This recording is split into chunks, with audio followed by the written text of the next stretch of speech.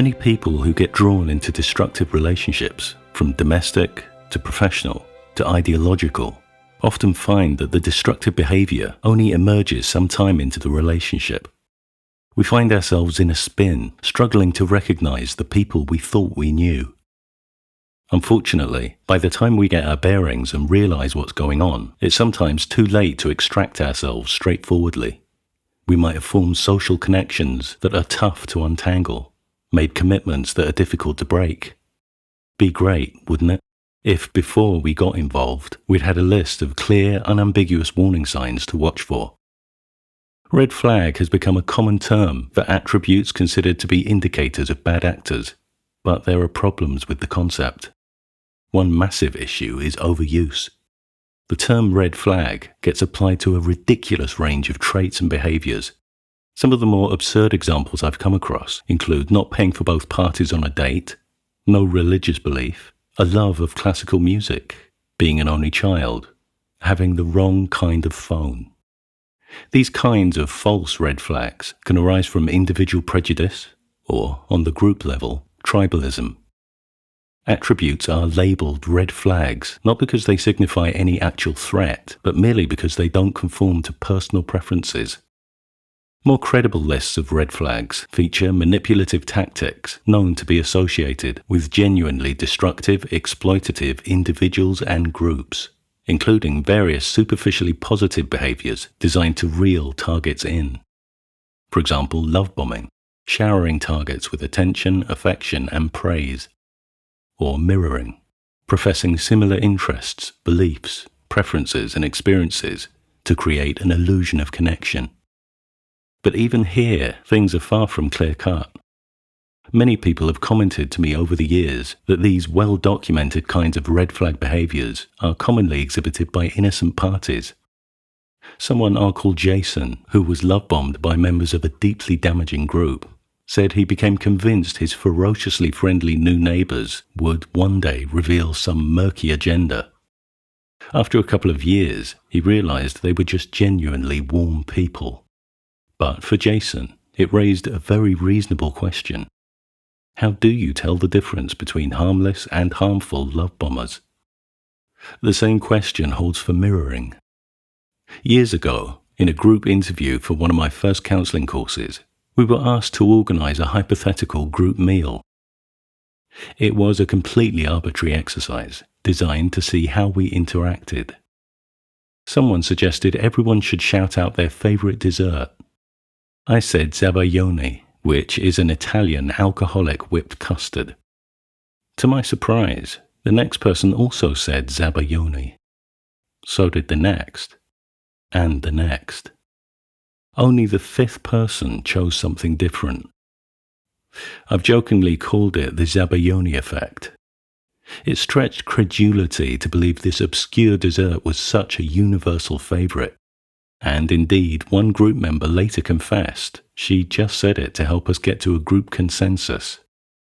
Another said he couldn't think of anything else in the moment. The third made no retraction. Professing preferences, interests, and beliefs we don't necessarily hold can stem from various motivations. Many targets of abuse habitually echo other people because, historically, voicing their own views led to punishment and ridicule. So, if a behavior can be driven by all kinds of motives, bad and benign, what does it even mean to call it a red flag? The term red flag isn't about saying, when you see this behavior, run. That sentiment applies more to what we might call red lights or deal breakers, i.e., instances of coercive, controlling, and destructive behavior, including violence, threats, and mind games. Labeling a behavior as a red flag is more about saying, this needs a closer look. This person or group could be innocent, but bad actors are also known to behave in these ways, to manipulate and exploit their targets. So I need to pay attention, keep a healthy guard up, until I feel confident about the motives at play here. Of course, some of us prefer to keep things simple and treat red flags like red lights, take them as evidence of wicked intent. In doing that, we can end up pushing lots of good people away. And for individuals who already have a tendency to self-isolate, that can further magnify their isolation and cut them off from valuable support. Assessing the motives behind red flag behavior isn't always straightforward. None of us are mind readers, and making an informed judgment can require a lot of observation across many situations over a span of time. Like a court case, we have to consider the weight of the evidence, assess it dispassionately, tolerate ambiguity as we entertain the possibility of guilt or innocence, and take whatever time we need to arrive at our verdict. I'd like to explore this process of assessing motives with a case study of a therapy client I'll call Isak.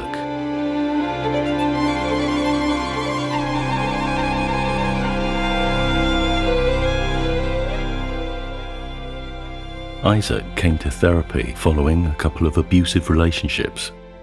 His confidence had taken a hefty hammering, and he was annoyed at himself for falling for a second abuser barely months after leaving the first.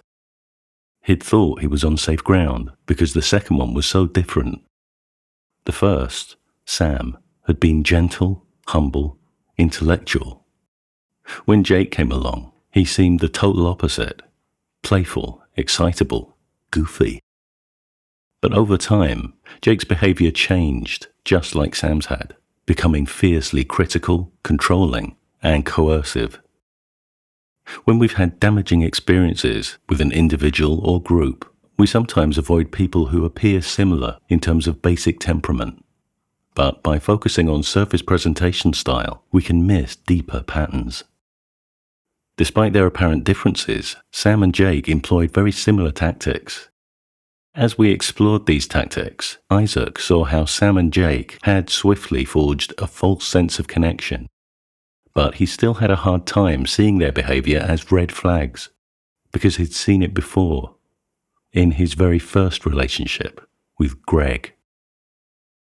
Greg swept into Isak's life like a dust devil. They crossed paths in their college canteen and instantly clicked, shared the same outlook, interests, experiences, confided things they'd never confessed before. In no time they were living together. It was the happiest time of Isak's life. Tragically, after just a handful of years together, an aggressive cancer that Greg had survived in his teenage years returned. This time he didn't make it. Isak's relationship with Greg became a benchmark, a template for what a relationship should look like: spontaneous, impulsive, no holding back. While it was plain to see why Greg, and now Isak, had taken this seize-the-day approach to life, we looked at the idea that carpe diem might not always be the best guiding principle. Great if you were lucky enough to meet a Greg, but a red carpet for bad actors looking to bypass security checks and shortcut their way into someone's life.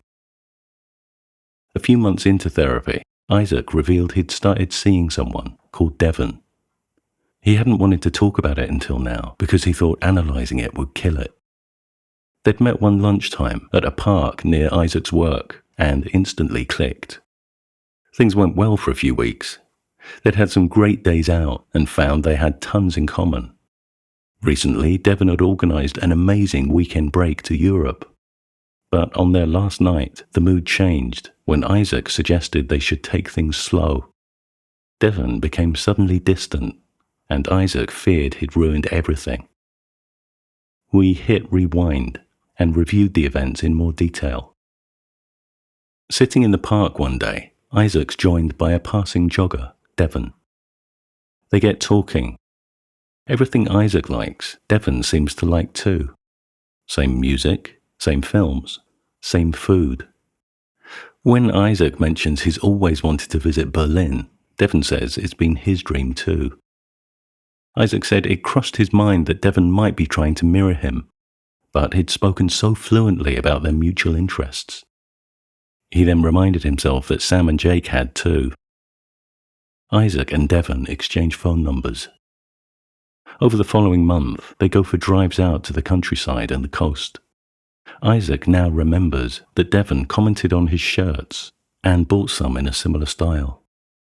He also remembers that Devon seemed intensely interested in his family and past relationships. Again, this could be completely innocent. We want to know who we're with. But this intense probing is also consistent with the period of interrogation commonly experienced by targets as abusers try to gauge weak spots and potential obstacles. Isak tells Devon about Sam and Jake. Devon says he's had some abusive relationships too, and gets emotional speaking about how they shattered his confidence. He says he's never been this open with anyone, but he feels safe with Isak. He has total faith in him and feels like he can say anything. Again, these sentiments could be sincere, but overblown expressions of trust are also a common manipulation designed to create a false bond. After a few weeks, Devon arranges a weekend trip to Berlin. Isak is thrilled. In Germany, Devon showers Isak with gifts and attention. He tells Isak he's never met anyone like him, and he's in constant awe of him. On their last night, Devon tells Isak he'd like to spend the rest of his life with him, and asks if he can move in with Isak when they get back to the UK.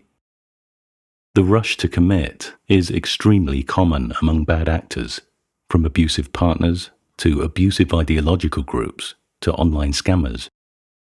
Targets are pressured into situations that are difficult to get out of. Isak suggests they take things slow. He needs time to think.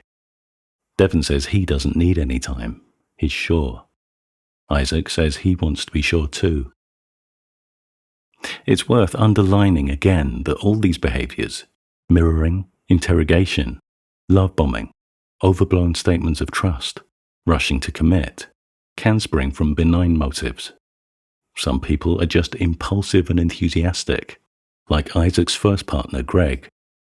The point is, it's a mistake to allow ourselves to be swept off our feet by these behaviours and abandon all caution, especially when sizable commitments are involved.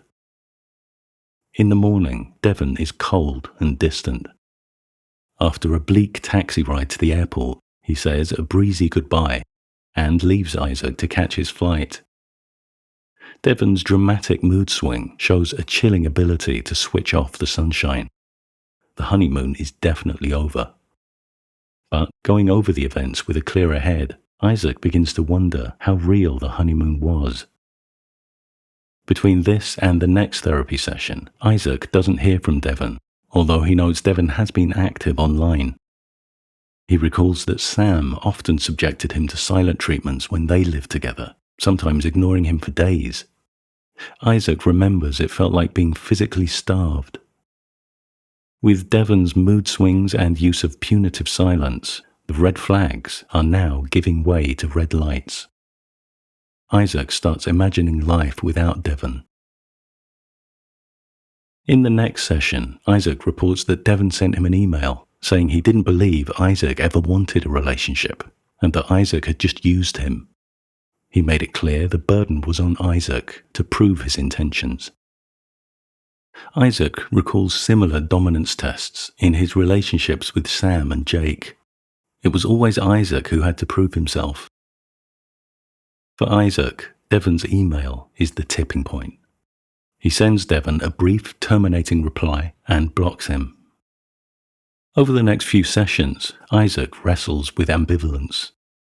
Did he overreact? Were things really that bad? He remembers sweet moments with Devon that knock him off balance. This is the insidious effect of the abuser's love bombing. It creates a tantalizing, idealistic image of what might have been. Isak wonders if maybe Devon wasn't a complete monster like Sam and Jake. Maybe Devon's previous abusive relationships just made him overly sensitive and he just needed extra reassurance. Leaving aside the question of whether Devon's accounts of those relationships were true, Isak raised an important point. Some targets of abuse begin relationships when they're not yet ready to handle them, not able to negotiate, to set and/or meet reasonable expectations, to navigate conflict. Getting involved with people based on who they might become, instead of who they are right now, can set both parties up for a very bumpy ride. Recovery has to come first, then relationships. People don't have to be monsters or predators to be unfit partners. We don't have to diagnose them with malignant personalities. We just have to look at their behavior, imagine it's never going to change, and ask ourselves if we'd be prepared to live with that. Some weeks after finishing with Devon, Isak encounters him again at the park. Devon embarks on a lengthy monologue, telling Isak he regrets how things ended. He says Isak was right to dump him, but he's a different person now, thanks to Isak. He admires Isak for taking no nonsense. He wishes he was that strong. He wonders if they might be friends, and maybe down the line, who knows? I call this the revamp. Here, abusers come back for a second try, claiming to have evolved. But all that's evolved is their deviousness. Having underestimated the target the first time round, the abuser attempts a more subtle game. Isak says he's seeing someone. It's a lie, but it's all he can think of to get rid of Devon. It doesn't work, but it achieves something much more effective. Devon explodes, repeating all his previous accusations. Sometimes, when we arrive at a negative verdict about a person or group, some part of us is left wondering if we made the right judgment. But sometimes, life hands us total vindication. Isak observes him silently until he leaves. There are no simple formulas for identifying bad actors. When we rely on simplistic ideas about who to avoid, we often end up pushing away more good people. Some bad actors make themselves known very early on with obvious red light behaviors, but others are extremely convincing. Their red flag behaviors can appear identical to positive innocent behaviors, the only difference being the underlying motive. Even highly trained abuse experts are sometimes taken in by them. To some degree, every new relationship represents a leap of faith, but it doesn't have to be a reckless one. When we're encouraged to make decisions in states of intense emotion, feeling swept off our feet, feeling confused, feeling panic, we need to take a step back, slow down, and assess the situation with a clear head.